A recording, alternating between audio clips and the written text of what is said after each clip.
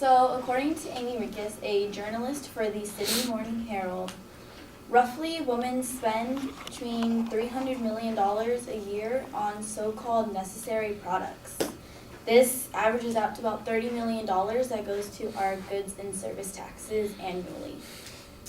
You should listen to me because the pink tax is allowing for states to tax unequally, not only for clothing, but for feminine products as well. In this speech, I will argue that all states should ban the pink tax. And there are three major things to understanding why we should ban the pink tax. The first thing I will argue is that the pink tax is financially unjust to women. The second thing I will argue is that elimination of the pink tax will allow women to have more money in their pockets to buy things that they actually should be paying for.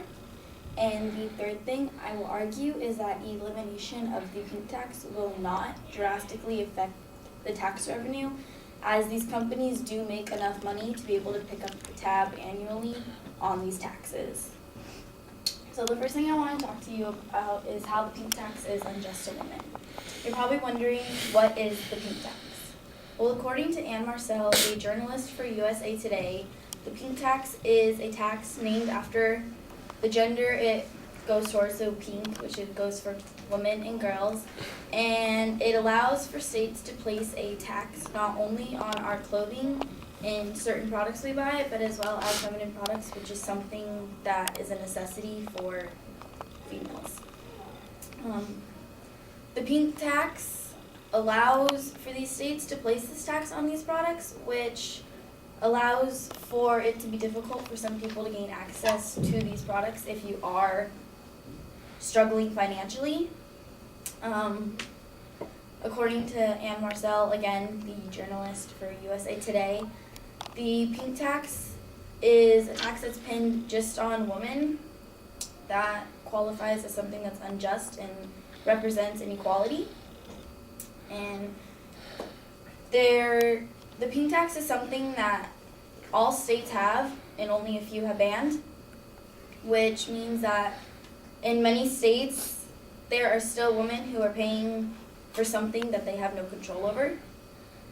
And that brings me to my second point of why eliminating the pink tax will be beneficial to women and how it'll provide more money. So, according to Trish Jones, a journalist for USA Today, the average woman earns 79% less than a man, which allows them to obviously face more financial struggles in the long run.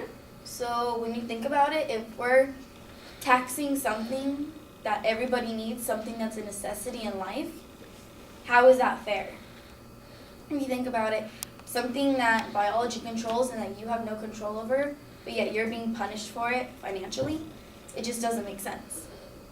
So when you think about eliminating the pink tax, you think about women saving money. And according to journalist Judith Ireland, who works for the Sydney Morning Herald, the pink tax allows for taxes to be placed on these products, which is if you buy one pack of something a month, you're spending $11 annually on goods and service taxes. So if you think about it, that's $11 a month that we're wasting on something that we have no control over. So that $11 a month, if you're financially struggling, that can go towards helping you get a meal or get something else you need. Also, one of the downfalls of allowing this tax to continue to stay in place is that women and kids, they can't go to school, you can't go to work, because you can't continue to live your everyday life if you don't have necessities that you need to live your everyday life. But if you don't have the income to be able to buy these supplies, how are you going to be able to continue to tend to your everyday life?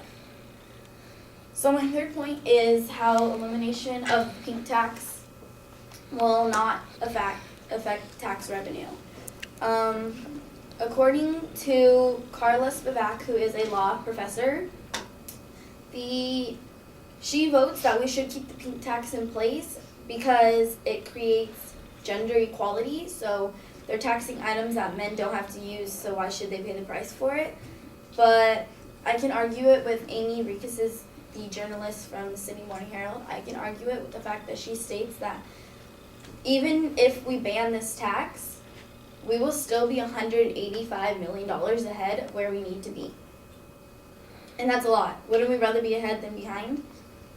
So if you think about it, banning this tax, I mean, it's creating more gender equality than keeping it, because this is something that biology controls a woman that we have no control over.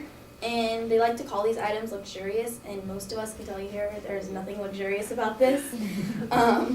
And so we're being forced to pay the price for something that's completely out of our hands, something that we have no control over, but yet we're still facing the inequality when it comes to situations like the pink tax.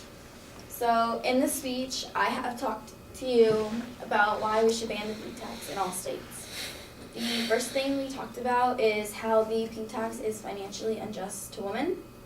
The second thing we talked about is how elimination of the pink tax will help women in the long run when it comes to financial issues, and how elimination of the pink tax will not affect our tax revenue drastically. And I hope if you hear about this in other states talking about it, because if you have banned it, if you haven't, I hope you think and you realize that why should someone have to pay the price for something that they have no control over? And that is why we should ban the pink tax.